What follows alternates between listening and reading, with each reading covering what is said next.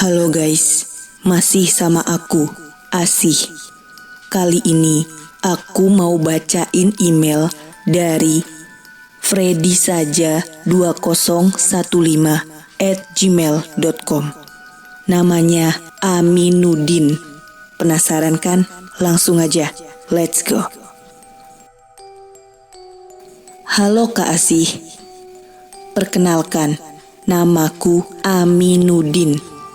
Aku ingin membagikan kisah menyeramkan yang pernah ibu dan nenekku alami dulu.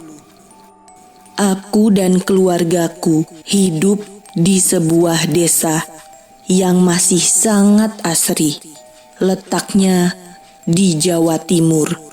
Desaku dikelilingi gunung-gunung dengan suasana yang amat sejuk. Meskipun kelihatannya menyenangkan, dulu desaku sempat mempunyai keterbatasan, yaitu masih jarangnya kamar mandi yang dipunya oleh warga, hingga membuat masyarakat di desaku pergi ke sungai untuk mandi ataupun kebutuhan yang lain. Suatu hari ketika jam masih menunjukkan di angka 3 pagi, ibu dan nenekku pergi ke sungai untuk mencuci baju. Mereka mencuci di jam tersebut karena ketika pagi sampai sore, sungai akan sangat ramai digunakan oleh warga sekitar. Jadi, untuk menghindari hal tersebut, ibu dan nenek memutuskan mencuci di pagi-pagi buta, bahkan sebelum azan subuh. Waktu itu sama seperti hari-hari biasanya, suasana sungai masih sangat sepi. Hanya ada ibu dan nenek yang ditemani oleh suara gemericik air sungai. Nenek dan ibu tidak merasakan ada hal aneh yang terjadi hingga tidak lama kemudian. Perasaan nenek mendadak merinding ketika ada angin dingin yang lewat. Nenek merasa ada yang melempari batu dari arah belakang. Nenek kira itu adalah ibu. Nenek yang kesal pun sempat menegur ibu. Nenek berpikir bahwa ibulah yang melakukannya. Tapi ibu langsung menggelengkan kepala dan bilang bahwa bukan dia yang melemparkan batu itu. Nenek pun heran dan kemudian nenek menengok ke belakang. Ia melihat ada sosok pocong tepat di belakangnya. Nenek sempat menahan nafas. Tangannya ia arahkan ke badan ibu yang berada di sampingnya. Ibu pun heran ada apa dengan nenek. Lalu ibu ikut menengok ke belakang dan melihat sosok pocong dengan mata merah. Ia tengah menatap ibu dan nenek. Ibu langsung berteriak panik dan menyuruh nenek untuk segera melarikan diri dari sana. Saking paniknya, mereka sampai meninggalkan cucian di pinggir sungai. Selama perjalanan menuju rumah, mereka berdua seperti diikuti dan diteror oleh pocong itu karena suaranya terus menggema di telinga ibu dan nenek.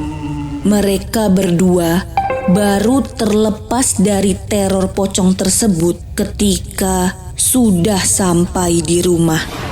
Ibu dan nenek tidak berani menengok ke belakang dan memutuskan untuk segera masuk ke rumah.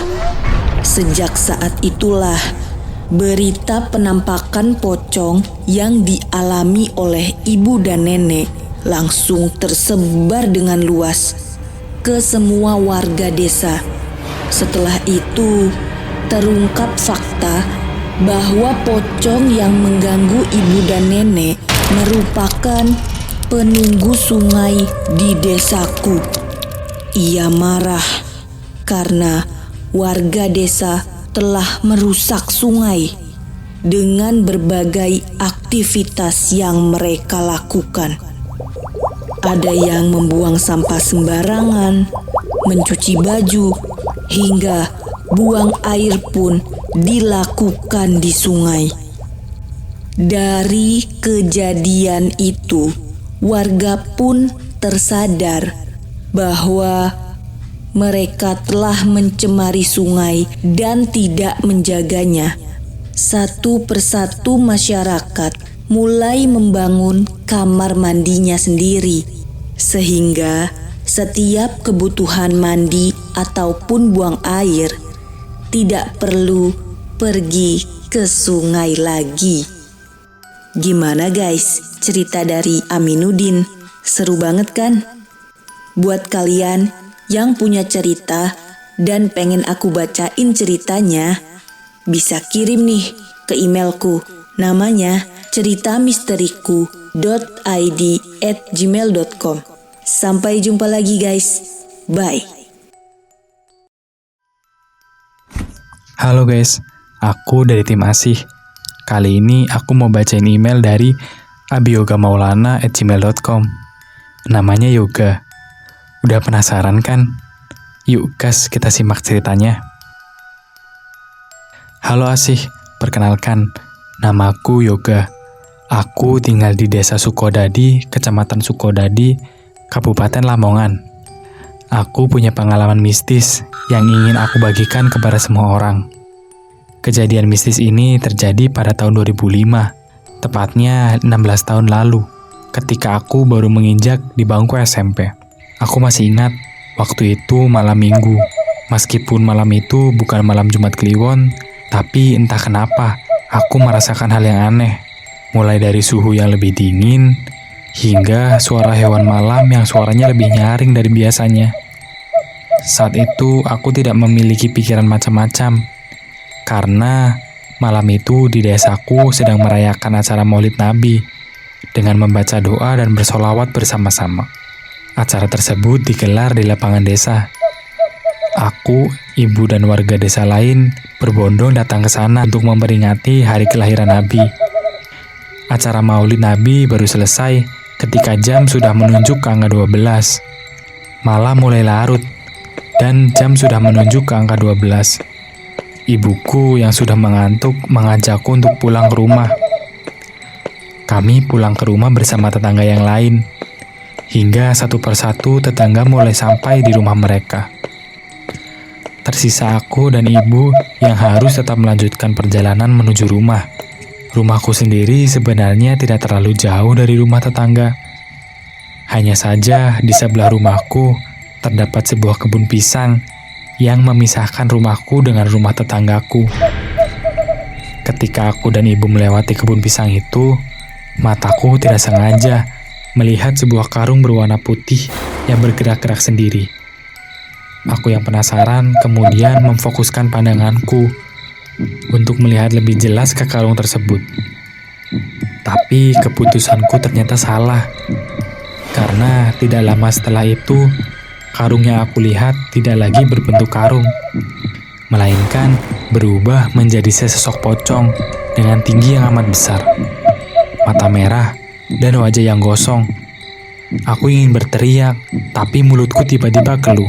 Aku tidak bisa melakukan apa-apa, selain menatap pocong tersebut yang bentuknya semakin besar. Keanehan yang terjadi padaku rupanya disadari oleh ibu. Ibu langsung bertanya, ada apa denganku? Yang aku balas dengan mengarahkan telunjukku ke arah pocong itu yang berada di kebun. Sesaat ibu hanya bisa terdiam menatap ke arah pocong itu, hingga akhirnya tubuhnya bisa ia gerakan lagi. Tidak lama setelah itu, ibu langsung menarikku pulang, sambil menyuruhku membaca berbagai doa. Sejak saat itu, Setiap aku melewati kebun di malam hari, aku tidak pernah berani menengok ke arah kebun pisang itu. Karena aku takut kalau aku akan bertemu dengan pocong itu lagi. Gimana guys? Serem banget ya kisah dari Yoga. Terima kasih Yoga sudah membagikan kisah horornya padaku. Oh iya, buat kalian yang mau berbagi kisah horor, bisa banget kirim ke emailku di ceritamisteriku.id@gmail.com. Bye.